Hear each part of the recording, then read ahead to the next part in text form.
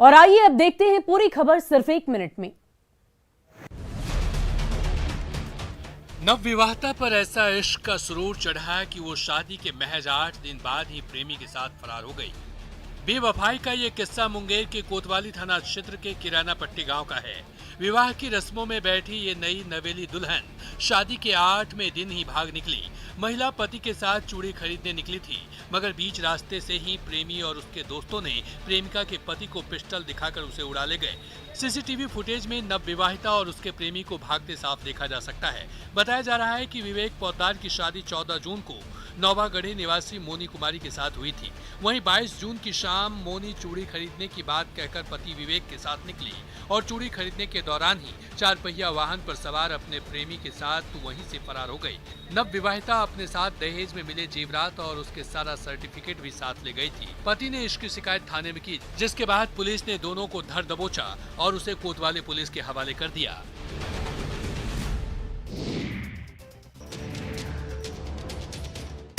जरा इन धाए धाए गोली चलाती गर्ल्स को देखिए, ये नारी सशक्तिकरण का परफेक्ट उदाहरण है। एक और जहां अग्निपथ योजना को लेकर देश भर में विरोध का दौर चल रहा था, वहीं दुमका में एनसीसी की 4th गर्ल्स बटालियन की कैडेट्स कड़ी ट्रेनिंग में जुटी है ताकि वो आर्मी, नेवी और एयरफोर्स में जाकर अग्निवीर बनकर देश की सेवा कर सके।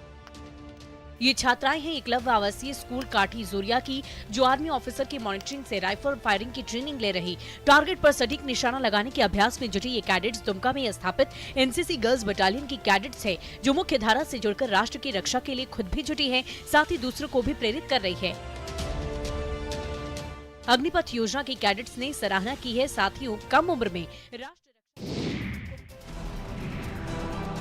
मॉनसून की पहली ही मूसलाधार बारिश में नवादा में गोसाई बीघा पथ पर नदी में बना डायवर्सन पानी की तेज धारा में बह गया है, जिसके चलते करीब 24 से ज्यादा गांव का संपर्क नवादा मुख्यालय से कट गया है। हैरानी की बात यह है कि जिला प्रशासन की ओर से इस ओर ध्यान नहीं दिया जा रहा है। लोग जान जोखिम में डालकर आवागमन कर रहे हैं। लोग जुगाड़ नाव के जरिए नदी के एक छोर से दूसरी छोर जा रहे हैं, जिसमें हादसे का डर बना रहता है। दरअसल डायवर्सन के टूटने के बाद अभी तक उसे रिपेयर करने का काम जिला प्रशासन की तरफ से नहीं किया गया है। वहीं पुल निर्माण का भी कार्य लगभग पूरा ही नहीं हुआ है। तय समय में पुल निर्माण का कार्य अभी तक नहीं हो सका है, जिसके कारण अभी भी लोगों को डायवर्सन का ही सहारा लेना पड़ रहा है। मगर डायवर्सन के बह जाने से लोग अभी जुगाड़ नाव के जरिए नदी की एक ओर से दूसरी ओर जाने को मजबूर हैं। जुगाड़ नाव पर लोग बाइक और सामान रख आवागमन कर रहे हैं, जिसमें खतरा हमेशा बना रहता है, पर इसकी सुध लेने वाला कोई नहीं है।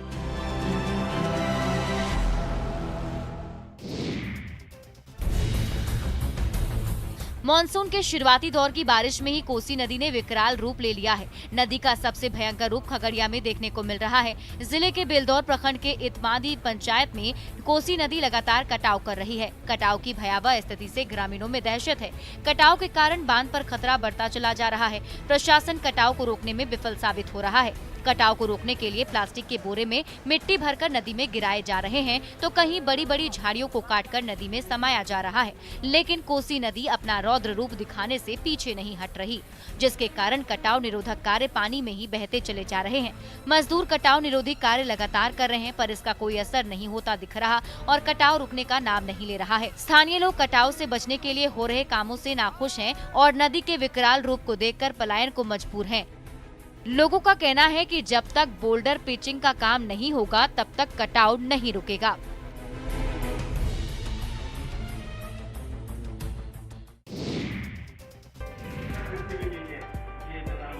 ब्लैक बोर्ड पर पढ़ाते हुए ये कोई शिक्षक नहीं है, बल्कि ये फुलवारी शरीफ के विधायक गोपाल रविदास हैं। दरअसल विधायक फुलवारी शरीफ के हाई स्कूल का निरीक्षण करने पहुंचे और क्लासरूम का जायजा भी लिया। विधायक गोपाल रविदास जब 9वीं क्लास से पहुंचे तो खुद बोर्ड पर चौक लेकर पढ़ाने लगे। तस्वीरों में आप देख सकते हैं किस तरह से विधायक जी छात्रों को समझाते हुए बोर्ड पर लिखते हुए नजर आ रहे हैं। उन्होंने एक ग्लोब हाथ में उठाया और बच्चों को बताया कि कहां पर दिन और कहां पर रात होती है। बच्चों ने भी विधायक जी के क्लास में खूब सवाल किए और विधायक ने जवाब भी दिए। गोपाल रविदास ने छात्रों को कहा कि किसी भी तरह की समस्या होने पर उन्हें इससे अवगत कराएं और ये उनका समाधान करेंगे।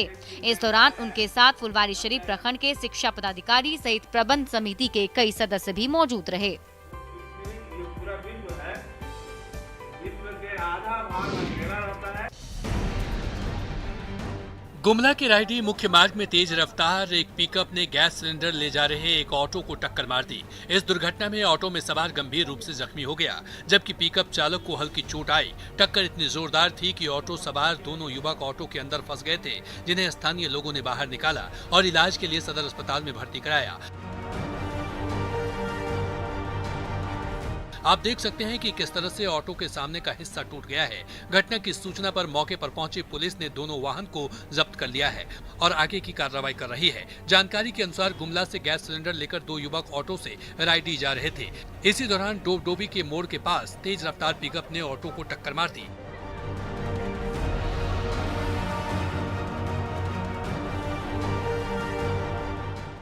आसपास के लोगों की सहायता से घायलों को अस्पताल पहुंचाया गया।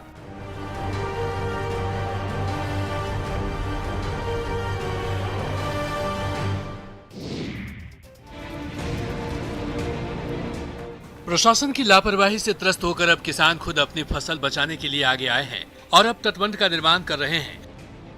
ये मामला है राजधानी पटना के फतुहा प्रखंड के गौरी पुंदा पंचायत का, जहां किसानों ने बाढ़ से अपनी फसल को बचाने के लिए आपस में चंदा इकट्ठा कर करीब 4 किलोमीटर लंबे तटबंध के निर्माण करने का फैसला लिया है और उस पर काम शुरू कर दिया है। अपनी मेहनत और किराए पर लिए गए जेसीबी मशीन की मदद से अब तक करीब 1 किलोमीटर तटबंध बनाने का काम पूरा हो चुका है।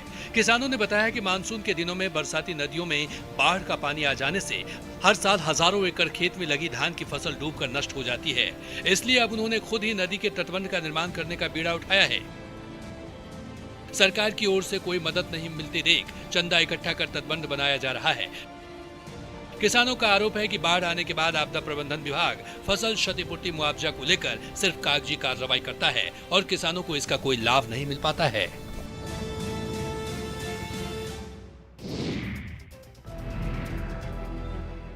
पिंजरे में बंद ये पीली आंखों वाला उल्लू बड़ा ही सयाना है। ये उल्लू बार बार इस युवक से मिलने उसके घर चला आता है। युवक कहीं भी उसे छोड़ता था, उल्लू वापस उससे मिलने उसके घर आ पहुंचता। इस सयाने उल्लू का क्या है पूरा मामला, आप भी देखिए। दरअसल सिंगारपुर गांव के युवक संतोष राणा का दावा है कि 3 साल पहले वे इस उल्लू को पकड़कर पालने के लिए अपने घर ले आए थे। बाद में परिवार के दबाव में उसे उड़ा दिया, लेकिन बार बार ये उल्लू संतोष के घर लौट आता था। इसकी जानकारी सोशल मीडिया पर शेयर की थी, जिसके बाद जमुई के खैरा इलाके में वन विभाग की टीम ने इस यूरेशियन उल्लू को कब्जे में लेकर गिद्धेश्वर जंगल में छोड़ा है। सोशल मीडिया पर इसकी जानकारी मिलने के बाद वन विभाग की टीम सिंगारपुर गांव में पहुंची और विलुप्त हो रही प्रजाति की इस उल्लू को अपने कब्जे में लिया, फिर बाद में उसे जंगल में आजाद छोड़ दिया।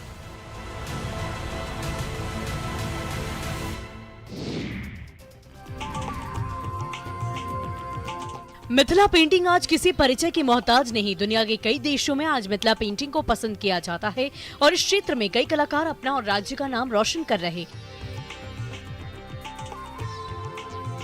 समस्तीपुर के एक युवा जो मिथिला पेंटिंग के क्षेत्र में पहचान बनाने के लिए और इस पेंटिंग को लोगों तक पहुंचाने के लिए लगातार कई सालों से संघर्ष कर रहे हैं, डॉक्टर कुंदन कुमार, जिन्हें सरकारी और गैर सरकारी संस्थानों में अब तक कई सम्मान दिए गए। कुंदन कुमार राय कलर ब्लाइंडनेस के शिकार हैं, बावजूद इसके मिथिला पेंटिंग में रंगों को भरकर उसकी खूबसूरती को निहारते हैं और इसके लिए उनका नाम golden book of world record में दर्ज किया गया है, जिससे सिर्फ उनका मान नहीं बढ़ा बल्कि उनके माध्यम से मिथिला पेंटिंग का सम्मान भी बढ़ा है। इससे पहले 28 मार्च 2022 में मैजिक बुक ऑफ रिकॉर्ड में भी इनका नाम दर्ज किया जा चुका है। अपनी कला से ये सभी को हैरत में डालते हैं।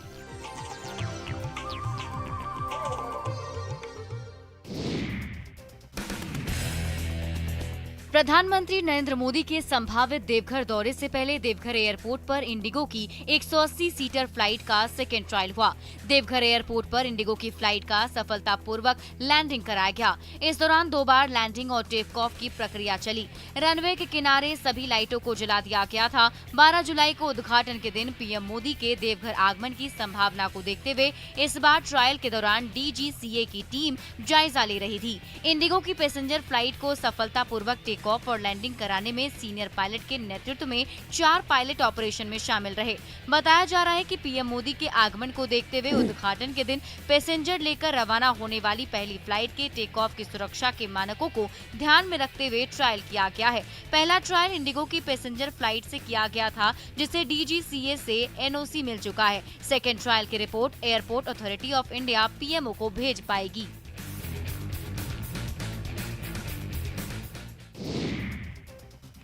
और आइए अब आपको ले चलते हैं विधायक